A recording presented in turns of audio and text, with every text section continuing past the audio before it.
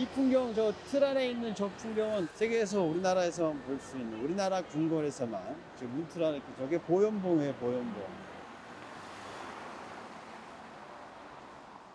문틀 안에 있던 산이 저렇게 위로 올라온 겁니다. 우리나라 궁궐은 다 요 풍경이에요.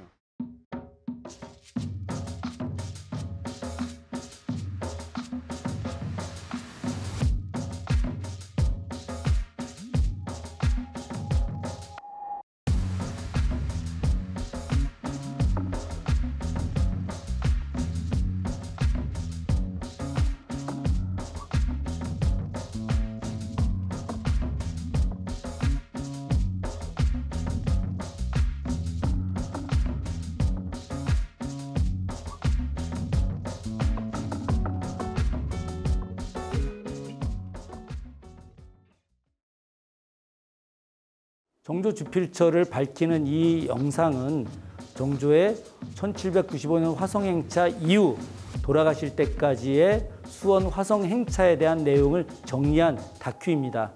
창덕궁에서부터 한강을 건너 시흥행궁을 거쳐서 지대고개를 넘어서 화성행궁 그리고 현룡원을 가는 62.5km의 긴 여정을 바로 밝히는 내용입니다. 이 영상을 통해서 오늘 재현되고 있는 정조의 화성 행차 재현이 세계 무형유산으로 등재되길 희망하며 이 영상을 시작합니다.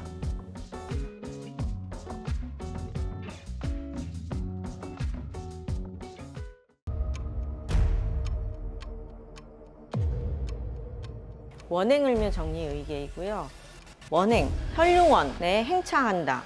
을묘, 을묘년에 그걸 모두 정리해서 의계라는 말은 의식의 괴범이란 뜻이에요. 하나의 국가 행사가 끝나면은 내용을 모두 종합해서 책으로 만들어 놓는데 일종의 종합 보고서인데 나중에 후대에 다음 사람들이 그러한 행사와 의식을 할 때 모범이 되고자 하기 위해서 만든 책을 의계라고 합니다. 원행을묘 정리의계는 1795년 정조임금의 7박 8일간의 국왕행차, 그 가운데 수원행차와 관련된 모든 내용을 7박 8일이라는 그 8일에 맞춰서 8책으로 만들어진 책입니다. 활자는 이 책을 찍기 위해서 정조임금이 특별히 만든 주조한 금속활자 정리자라는 활자로 찍힌 인쇄된 책이고요. 필사, 사람이 직접 쓴 의계가 아니고 금속활자로 찍어낸 인쇄된 의계의 시초가 되는 책입니다. 그래서 우리나라 인쇄 출판 문화에 있어서도 하나의 큰 분기점이 되는 그러한 의계라고 할 수 있습니다. 여기에는 이제 반차도부터 시작해서 이런 봉수당 진찬도 이러한 것이 다 판화 그림으로도 남아 있고요. 이러한 궁중기록화의 이런 채색 그림 말고도 판화 그림과 그 그림을 해설하는 내용들이 있어서 지금 230년이 지난 오늘날에도 그 당시에 그런 잔치, 각종 행사 이러한 것들을 그대로 재현할 수 있습니다. 그 당시에 가마의 모습이라든가 주교, 그러니까 한강을 건너올 때의 배다리의 모습이라든가 등등의 모습이 그림으로도 담아 있지만 실제로 못 하나 어떻게 사용했는지 등등과 관련된 세계 기록유산이라고 할 수 있습니다.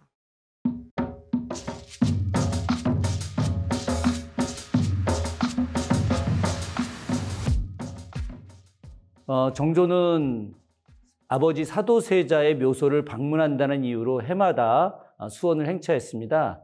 단순하게 아버지에 대한 효의 의미만이 아니라 여러 가지 정치적 함의를 가지고 행차를 하게 된 것이죠.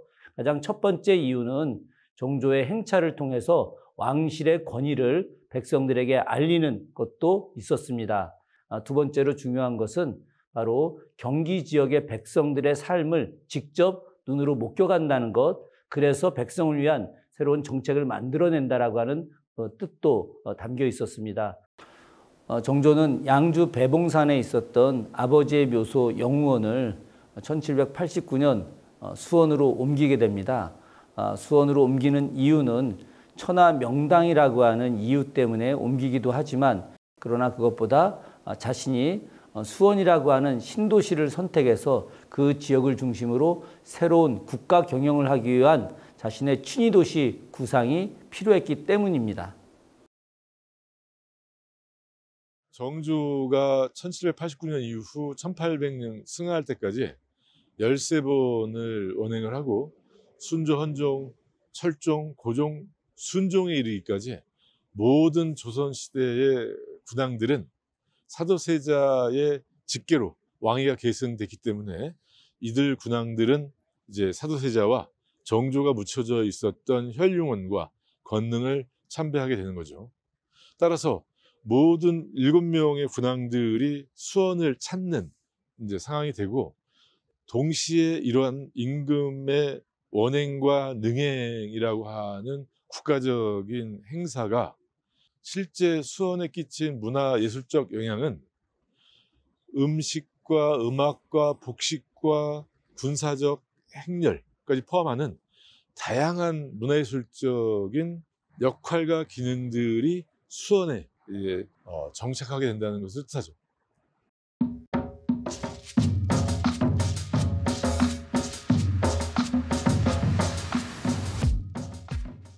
(1795년) 을묘년이 해경궁 씨의 회갑잔치를 수원 화성에 와서 8일간 하겠다라고 결정이 되면서 가장 큰 이제 변화를 준 것은 도로의 개설이에요. 한강을 건너서 장승배기를 거쳐서 시흥과 안양을 거쳐서 수원으로 오는 이 길이 시흥대로 혹은 수원별로라고 하는데, 이 수원별로가 새롭게 열리면서 그러니까 서울서 오는 모든 길들이 삼남으로 이제 흐르게 되면서 수원이 보다 더 커지는 이제 대도회지가 되는 상황이 생긴 거죠. 거기에다가 이제 화성 유수부라고 하는 행정적인 변화가 생기면서 이제 수원 인근의 5개의 군현을 화성부로 배속을 하면서 더욱더 경기 남부 지역을 총괄하는 이제 도시가 수원 화성이 되는 거죠.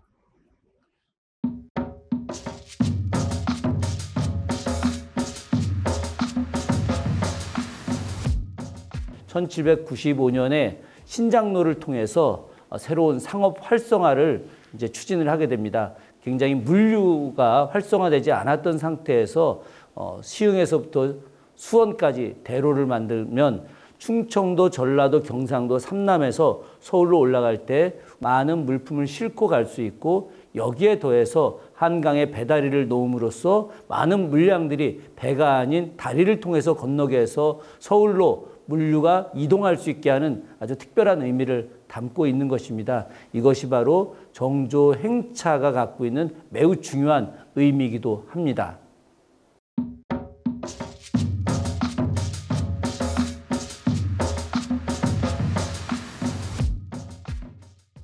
정조는 행차 과정에서 노량진, 시흥행궁 이런 주요한 장소에서 머물면서 그 장소를 정치적으로 활용하거나 아니면 경제 활성화를 위한 공간으로도 활용을 하게 됩니다. 정조는 이 지역에서 자신이 갖고 있는 여러 생각들을 백성에게 알리고, 또 백성들에게 어려운 점을 직접 듣기도 하는 그런 공간으로도 활용하고 있습니다.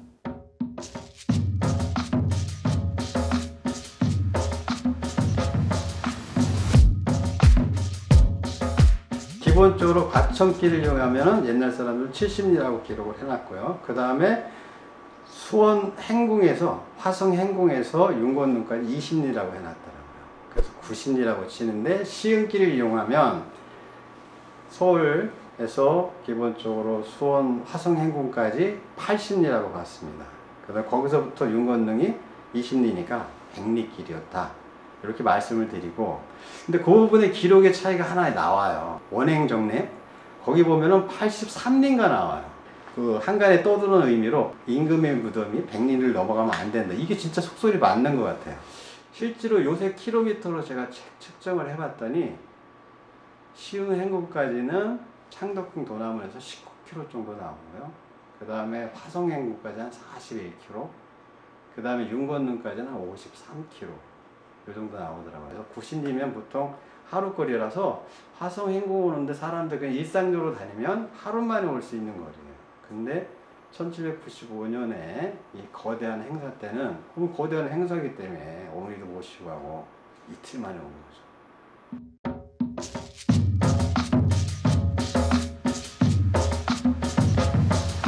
시흥길을 선택할 때는 서울 숭례문으로 나왔어요. 그 다음에 청파 배달이라고 지금도 그 표석이 남아 있습니다. 그걸 통해 가지고 그 다음에 이제 노들나루를 넘습니다. 노들나루를 넘고 그 다음에 현재 국도 1호선이 아니라 실제로 장승백이라는 조그만 고개를 넘습니다. 그게 가장 최단 코스거든요. 그 다음에 지금 시흥 인터체인지 너머에 문성골이라는 어떤 동네 앞을 지나고 그 다음에 시흥 행궁이에요. 네, 그 다음에 시흥 행궁을 지나면 현재 만안교라는 다리가 지금 조금 옮겼습니다. 옛날 안양천에 있었는데 조금 옮겼는데 그 만안교 자리. 만안교는 저는 이번 행차가 끝난 다음에 만든 거지만 옛날에 그냥 돌다리가 아닌 다리를 만들어서 건넜고요. 그 다음에 지금 안양역이 있는 데가 안양참 뭐 그 정도예요.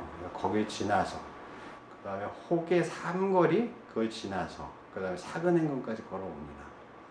사근행궁 지나면 뭐 지지대고개는 없고요. 그 다음에 뭐 노송지대 가고 그 다음에 만석거 지나고 그 다음에 뭐 장안문 통해서 행궁으로 갔다. 그 다음에 행궁에서는 매교다리 지나고 그 다음에 우보드네 아랫보드네 그렇게 하면서 대왕교 지나가지고 그 다음에 만년제인가요? 안녕리 그 다음에 만년제 이렇게 지나고 그 다음이 윤건능입니다. 이 코스를 이용했습니다. 정조는 이 창덕궁에서 평생을 이제 생활을 하게 됐고 어머님과 함께 이곳에 있었습니다. 어머님은 창덕궁의 별궁이라고 할 수 있는 창경궁에 거처하고 계시고 정조는 이제 창덕궁에 있었지만 큰 틀에서 창덕궁과 창경궁은 궁궐이라고 해서 하나의 궁으로 지금 인식되고 있죠. 그 과정에서 그 안에 정조가 출발할 때 인정전에서 출발해서 진선문을 나와서 바로 이곳 도남은 앞으로 옵니다. 바로 이 도남은 앞에서 전체 행렬이 출발을 하게 되죠.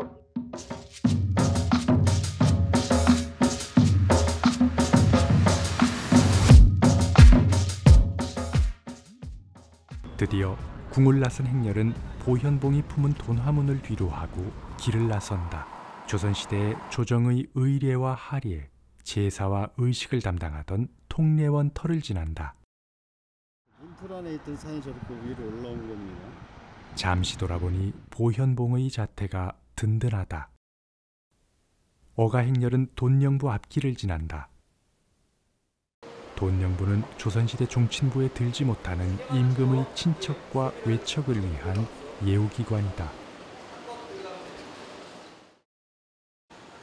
한때는 우리나라 영화 개봉관으로 한 시대를 풍미했던 단성사 앞에 어가 행렬이 지났던 파자교 터가 있다. 해정교, 철물교와 함께 격쟁이 허용되어 백성이 임금에게 억울함을 알릴 수 있는 곳이었다. 생각보다 궁과 가깝다. 왕실이 백성에게 얼마나 가까이 다가갔는지 알 수 있는 부분이다.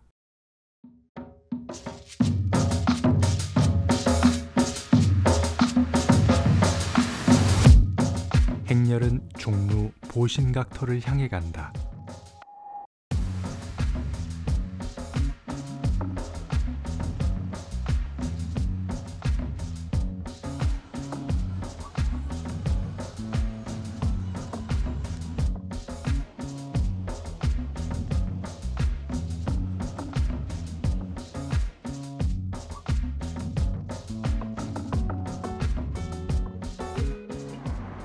종로가 있었던 보신각터다.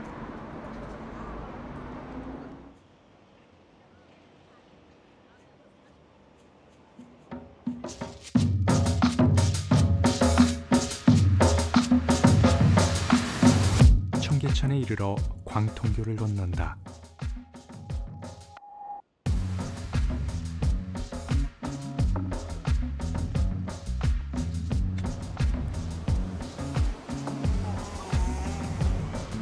광통교는 1410년 신덕 왕후의 옛 무덤터에 있던 돌을 옮겨와 세운 도성 최대의 다리로 어가와 사신행렬이 지나는 주요 통로였다. 1959년 청계천 복개로 도로 밑으로 묻혔으나 2015년 청계천 복원과 함께 이곳에 옮겨져 원형의 4분의 1 크기로 복원되었다.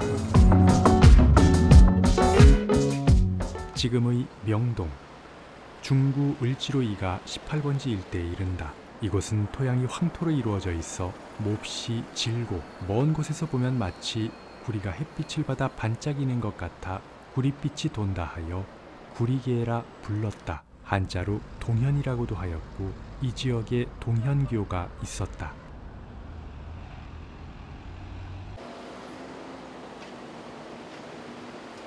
소나무가 울창하여 솔제라 했고 한자로 소년이라 불리던 한국은행 앞을 지난다. 청계천 지류인 창천동에 있던 다리 수각다리를 건너 숭례문으로 향한다.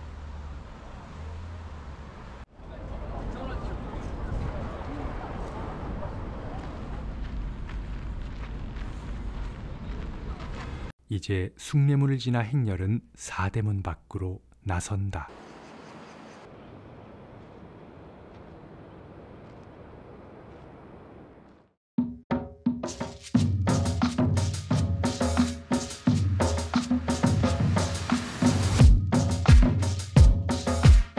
남산에서 한강으로 향하는 지류인 만초천을 건너는 청파 배다리를 건넌다. 경부철도 부설로 만초천은 복개되었고 자연히 배다리도 사라졌다. 서울역 남단으로 철길을 지나는 쌍굴다리 인근으로 청파 배다리의 흔적을 기록한 표석이 남아있다.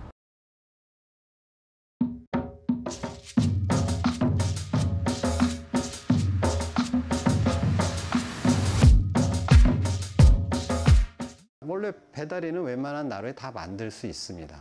근데 매년 가겠다면 가장 안전하고 비용도 좀 덜 들고 이런 데를 선택을 해야 돼요. 보통 과천으로 가는 길이면 동재기 나루라고 지금 현충원 앞에 있는 나루입니다. 글로 통해서 가면 되고 일회성이었으면 아마 거기다가 배다리를 만들었을 거예요. 뭐 엄청나게 잘 안 만들어도 넘어가는데 지장이 없거든요. 근데 계속 가겠다는 의미를 부여를 하니까 가장 안전한 구간을 하는데 첫 번째 조건은 일단은 뭐 물이 잔잔하고 깊어야 된다. 나루는 대부분 그렇지만 한편으로는 배다리를 만들려면 양쪽 높이가 좀 비슷해야 된다. 보통 나루는 한쪽은 절벽 지형에 가깝고 반대편은 꼭 모래사장입니다.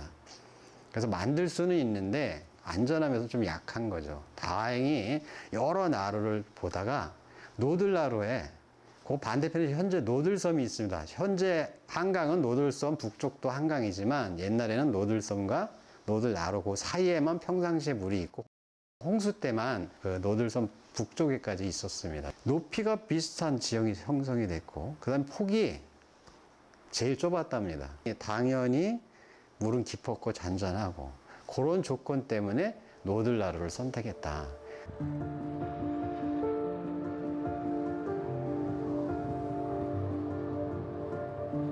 비가 오지 않으면 모래사장.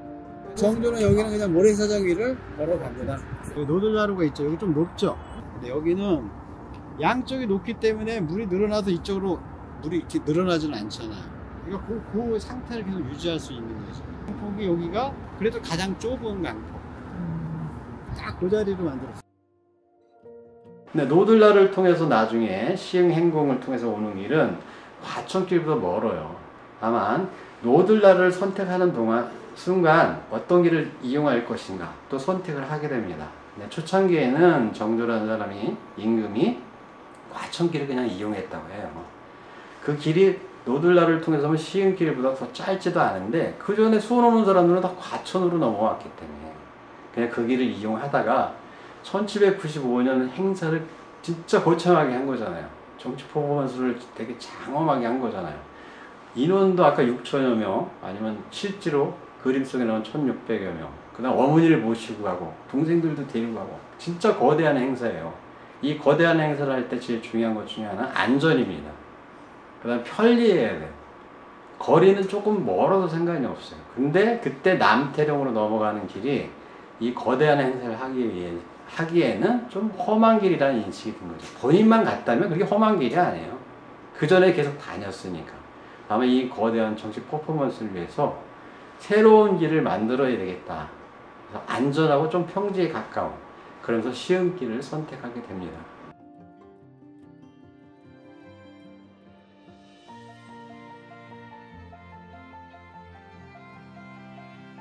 정조의 행차에서 매우 중요한 것이 바로 배달입니다. 정조는 1789년 사도세자의 묘소를 수원으로 옮기는 과정에서 정약용으로 하여금 배다리를 설계하게 합니다. 배다리를 설계하게 한 후에 직접 시공 책임까지 맡게 하고 그 뒤에 주교사라고 하는 관청을 만들어서 항상 행차 때마다 한 달 동안 배다리를 만들고 그 배다리를 이용해서 백성들이 한강을 이용하게 하고 있습니다. 배다리를 만드는 과정은 매우 독특합니다. 정조는 36척의 세미선을 만듭니다. 국가가 쌀을 수송할 수 있는 그런 운송 배를 만들게 되죠. 굉장히 큰 배를 만들게 됩니다. 그래서 이 배를 객주들에게 불화를 하게 하죠. 그래서 11개월 동안 이 배를 이용해서 쌀을 운송하게 한 이후에 한 달 동안 배를 거두어 들여서 배다리를 만드는 시공을 하게 하는 것이죠. 그러니까 돈을 특별하게 더 들이지 않은 상태에서 서로 상인과 정조 왕실이 서로 상승하는 그런 효과를 가져오게 된 것이죠. 우리 편으로 치면은 윈윈하는 그런 효과를 낸 것이라고 볼 수 있습니다.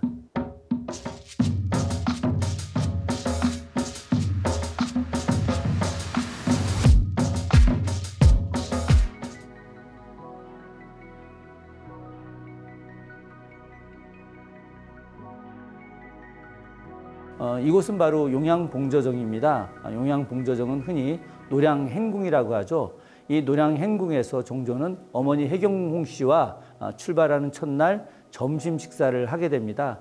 이 점심 식사를 이곳에서 하고 잠시 쉬었다가 바로 시흥대로를 통해서 시흥행궁으로 내려가게 됩니다.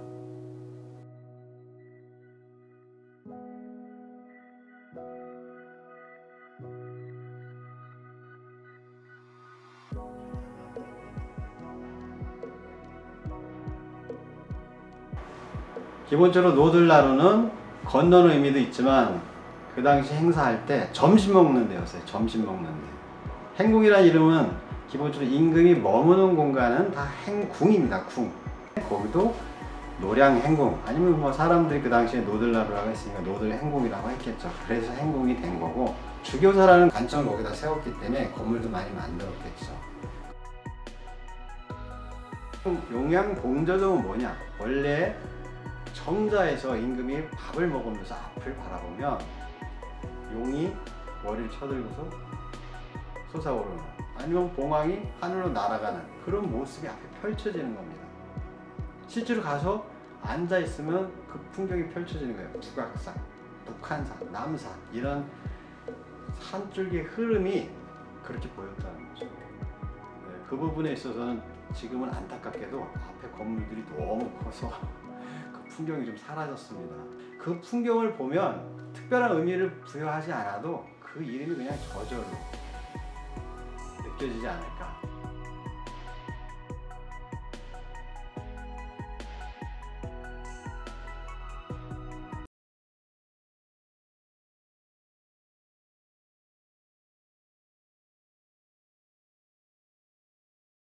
노량행궁 용양봉저정에서 휴식을 취한 행차는 다시 시작된다.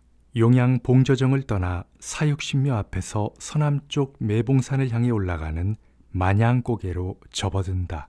만양고개는 고개가 워낙 길어 만양 넘어간다고 해서 이름이 불리어졌고 조선시대 옛 사람들이 이곳을 넘어 장승배기에서 노량나루로 오고 가는 옛길로 중요했다. 한강 북쪽에서 바라봤을 때 높게 솟아있는 구릉이 고개였음을 짐작해 하고 있다. 만양고개는 현재 만양로 14번 길에 해당한다. 길의 폭은 좁은 편이고 주택들이 길을 따라 질비해 있다. 옛날 길의 크기를 이로써 짐작해 볼 수 있다. 요즘은 노량진 고시촌 골목으로 이름이 더 잘 알려져 있다. 만양고개를 벗어나오면 장승배기가 나온다. 이곳은 노량진동, 상도동, 대방동이 접한 지역으로 조선시대 노량진 선창으로 가는 길목이었다. 당시 울창한 나무숲으로 인적이 드문 한적한 곳이었다 한다. 이에 정조는 안심하고 행차할 수 있도록 장사 모양을 한 남자 장승을 세워 천하 대장군으로, 하나는 여자 장승을 세워 지하 여장군으로 하라 하고 어명을 내렸다. 곧 두 개의 높다란 장승이 세워지게 되었고, 이때부터 이곳에 장승백이라는 지명이 붙여지게 되었다. 어가는 다시 장승백이 고개를 지나 지금의 상도동길로 불리는 길을 따라 번대방평으로 향했다. 여기서 방향을 서남쪽으로 틀어 시흥연 문선동 앞길에 이른다. 문성동은 지금의 남부순환도로와 시흥대로가 만나는 지점쯤으로 오늘날 신림동에서 독산동으로 나 있는 길을 문성로라고 부르고 있고, 문성초등학교라는 이름에서 문성동 앞길이라는 옛 지명의 흔적을 찾아볼 수 있다.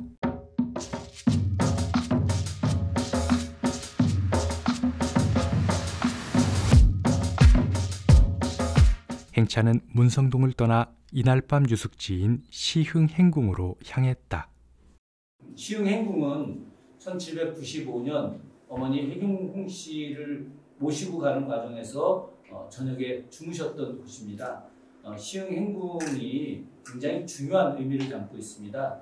지역의 경기 남부 지역에 새로운 거점을 형성하는 그런 공간이기도 하죠. 정조는 이 시흥행궁에서 돌아오는 날 항상 백성들의 억울한 이야기를 듣습니다. 일명 상언과 격쟁이라고 하는 이 행사를 바로 이곳 시흥행궁에서 하게 됩니다.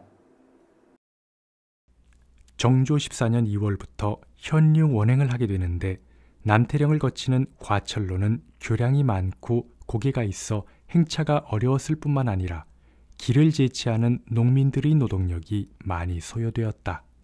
이러한 폐단을 근심하여 방도를 낼 것을 조신들에게 명하였는데, 조신들은 금천로가 길이 평탄하고 넓고 과천로보다 편하다고 하여 정조의 재가를 받았다.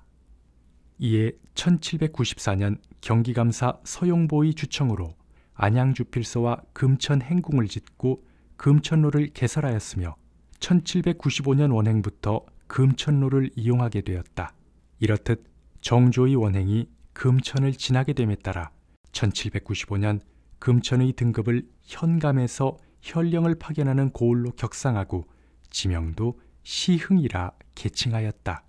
이때부터 금천행궁은 시흥행궁으로, 금천로는 시흥로로 불리게 되었다. 현재 시흥행궁의 모습을 직접적으로 보여주는 자료는 화성능행도병의 시흥환어 행렬도이다. 이 그림에 의하면 시흥행궁 뒤로는 산이 있고 앞으로는 비교적 넓은 대로에 연결된다. 행궁 입구에는 커다란 홍살문이 세워져 있으며 행궁 주변을 둘러싸고 삼엄한 호위를 하고 있는 군사들이 보인다. 현재 시흥행궁은 없어졌고 그 위치는 정확하게 확정하기는 어렵지만 서울시 금천구 시흥5동 은행나무 사거리 주변으로 추정되어지고 있다.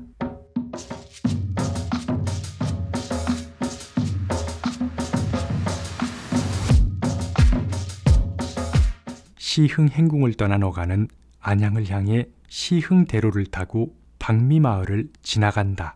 박미는 산을 의미하며 현재 박미 삼거리라는 지명으로 그 마을의 존재의 흔적을 보여주고 있다. 어가행렬은 박미를 지나 대박산평, 지금의 금천구 시흥동 석수전철역 부근을 지난다. 어가가 다음에 도착한 곳은 만안로 입구에 놓여 있었던 돌다리 만안교였다. 만안교는 애초에 왕의 행차를 위한 임시가설한 나무다리였으나 정조가 수원을 화성을 정기적으로 왕래하게 되면서 돌다리를 만들어 나뿐만 아니라 백성들 모두 쓰게 하라 하고 정조의 어명에 따라 1795년 경기도 관찰사 서유방에 의해 7개의 아치형의 돌다리로 개수되었다.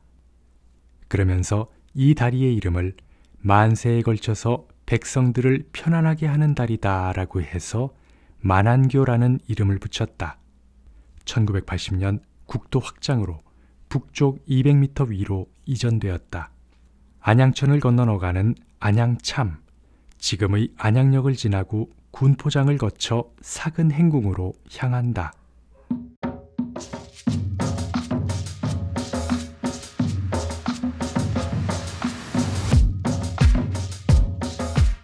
사도세자의 묘를 현릉원으로 옮기던 상여가 잠시 머물렀던 이곳 사근행궁은 1790년 사근평에서 1, 2 정도 떨어진 곳에 세워졌다. 사도세자 생전에 온양운천으로 행차할 때 수시로 주정소로 사용된 곳이기도 하므로 행궁이 들어서기 전부터 도성에서 삼남으로 내려가는 교통의 요지였음을 알 수 있다. 정조는 이곳을 사근행궁이라 명명하고 대문에 주필행궁이라 현액을 걸어 행궁임을 알린다. 고천동 주민센터 인근인 의왕시 고천동 272-2번지에 위치한 사근행궁터는 이제 고천지역 재개발과 함께 현재는 그 흔적만 남아있다.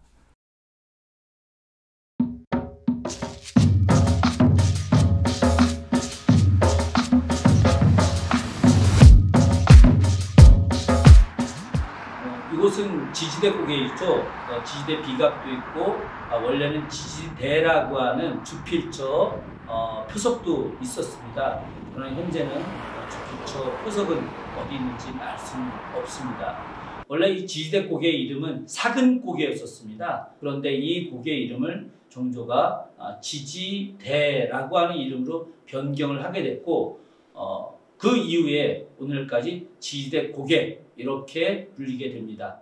지지는 지지부진하다. 능행을 하고 난 뒤에 서울로 올라갈 때 그 고개를 가다가 돌아보고 해서 더디다. 정조가 그 고갯마루를 넘게 되면 더 이상 아버지의 무덤을 볼 수가 없어서 그 지지대에 서서 이제 아버지의 무덤을 바라보는 효심 가득한 어떠한 것을 표현하는 거죠. 그러니까 지지대라고 하는 것 자체가 정조의 효심의 가장 핵심적인 장소성을 부여하는 거죠.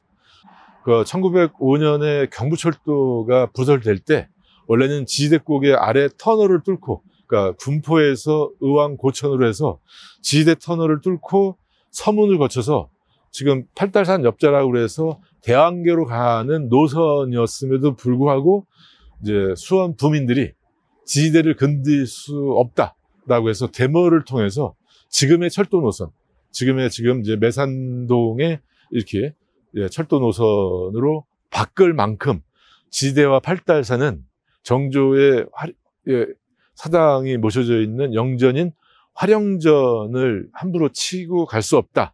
그리고 정조 임금이 중요한 역사적 유적지 중에 하나인 지지대를 건들 수 없다라고 하는 이제 수원 사람들의 의지에 따라서 철도 노선 자체를 바꿀 만큼 수원 사람들에게는 중요한 장소성과 역사성을 가지고 있다고 할 수 있죠.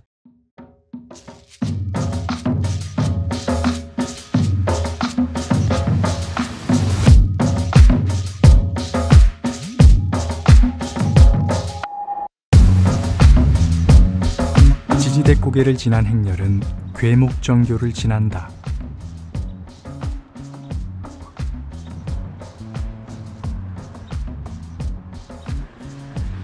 괴목정교 표석은 정조대왕이 수원의 지지대 고개에서 현릉원으로 가는 길의 주요 지점에 세웠던 16개 표석 중의 하나이다. 현 위치에는 복제 표석이 놓여져 있고 진품은 수원 역사박물관에 옮겨져 보관 중이다. 어가행렬은 괴목정교를 지나 미륵불이 안치되어 있는 지금의 법화당, 즉 미륵당을 거쳐 노송지대에 이른다.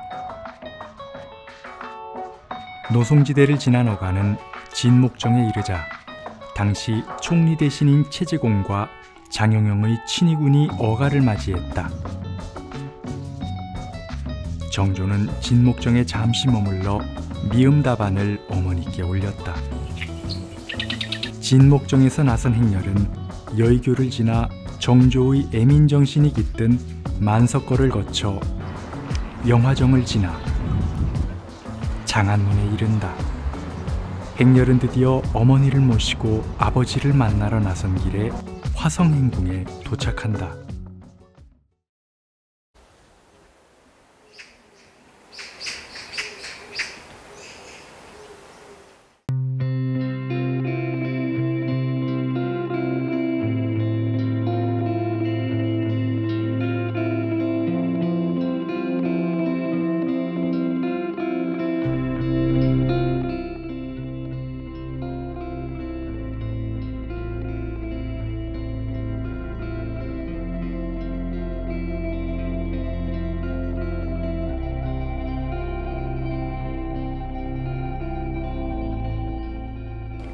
네, 현룡원을 1789년에 수원부 화산으로 옮겨온 후에 정조임금은 1795년 해경궁공시의 해갑잔치를 수원에서 마련하고자 화성을 축성하는 가운데에 화성행궁도 증축을 하게 돼서 500칸이 넘는 대규모의 행궁을 조성하게 됩니다. 조선시대에 10여 개가 넘는 행궁이 있었지만 500여 칸이 넘는 규모의 행궁은 수원화성이 유일했습니다. 수원화성 행궁의 정각들의 이름도 정조임금이 직접 지은 이름들도 있었고요.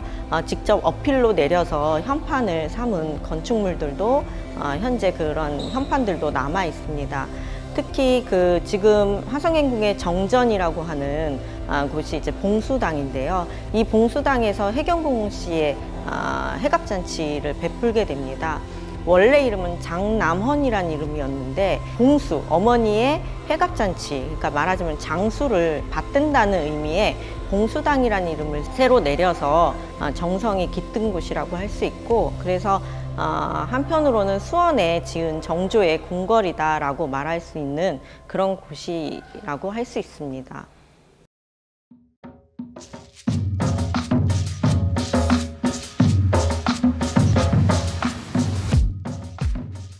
행궁을 나와 팔달문을 거쳐 지금의 정조로를 따라 현재 매교 삼거리인 상류천점 앞길에서 잠시 휴식을 취하며 어머니께 미음 답안을 드리고 다시 출발하여 상류천 앞을 지난다.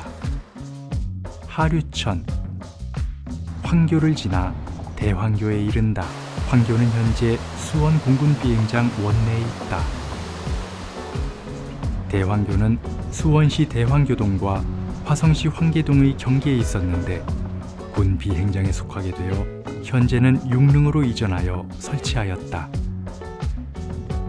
대황교를 지나 유처면을 거쳐 유군교에서 말을 내려 걸어서 만년제를 거쳐 현릉원 동구에 이른다.